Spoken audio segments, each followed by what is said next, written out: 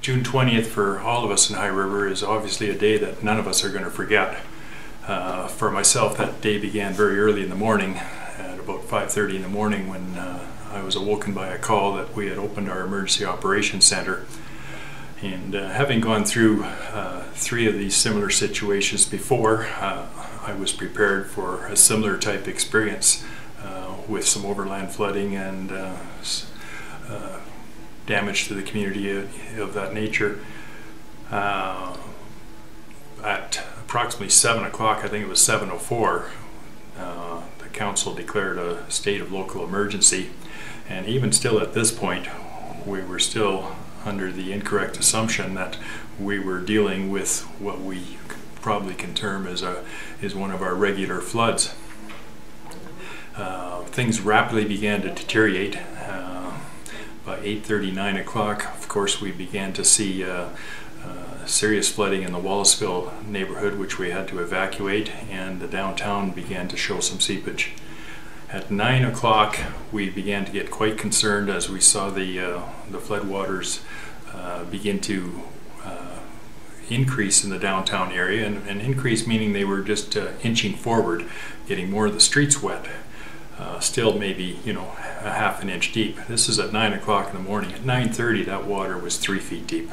So in a half hour's time, it went from concern to we have a major situation on hand.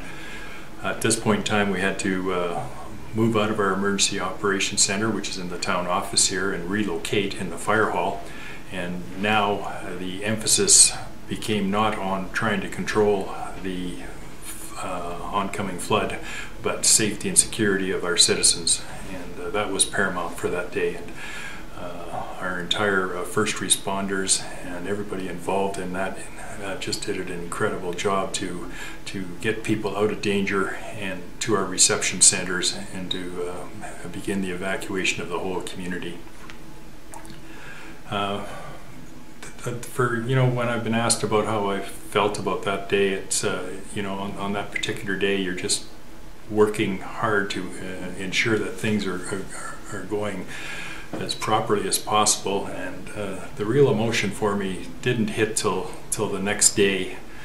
And I can remember touring the town the next morning, at least the streets that I was able to drive up and down, because many roads and streets were impassable, and there are some sites that I think will forever be burned in my memory. Looking at the Wallaceville neighborhood is one area that I can never forget. All the boats from marine craft were strewn throughout that neighborhood, and it was just probably one of the hardest hit little areas in the community. And of course the lake that covered the northeast and southeast portion of our community was extremely hard to look at, and memories of that, I could still see that lake in my mind. And in the southwest, I think looking at all the stranded vehicles that were left behind as people tried to evacuate the community in their vehicles, but because the waters were so high, these vehicles became flooded, and they were just left where they were, and people had to walk out of these vehicles in sometimes waist deep water to reach higher ground. And of course the downtown area was extremely hard hit, and one of my memories of the downtown is particularly the Emerson Lane building, where Austin Jewelers and Bathsheba and the windows were blown out of there as well because of the force of the waters that was upon them. Another memory I have is how barren the community was, with the exception of the police presence. At one time we had over 200 plus officers of the RCMP come into the town of High River to provide the security for us that we needed. And I remember driving through the streets where I could, and about the only other vehicle you'd ever see would be another RCMP car. And many times, of course, I was stopped for security reasons and asked who I was and what I was doing, and that is another memory. And of course, every night I evacuated as most of the community had, and For the first week, my wife and I were in Nanton, and the second week we were in Vulcan, but at the end of every night I'd go home, and in the morning I'd return to the town as early as possible, and to see the RCMP cars at all the entrances with the lights flashing is an eerie feeling in itself. Those were difficult days, and I know that one of the hardest things for me was being able to communicate with all the residents, because they were basically strewn all over Alberta. I felt like I was the mayor of probably Alberta's largest city at one time, if you look at it geographically, with the reception centers all around, and the people that were staying with friends and relatives in Calgary and points even further away. It was extremely difficult time to communicate with all of the people, and I know the residents were experiencing a high level of frustration as well, and that's understandable, because I think when they were asked to evacuate, they were probably like most of us thinking it would be a 24-hour evacuation, and it's only as we began to understand the enormity of the disaster that we were dealing with that we realized that it was more than a day, it was more than 2 or 3 days. In fact, it was 9 days before we were able to get the first people back into the town of High River. That was a very emotional day for me as well, when finally on June 29th, I believe it was, the northwest part of our community was the first residents that were allowed to re-enter the community and to begin to get up their homes. And I remember being at the rodeo center and you know, greeting the people, and I know it was a somber occasion, but still I did want to greet them and welcome them back to their community and offer them hope with the work that was ahead.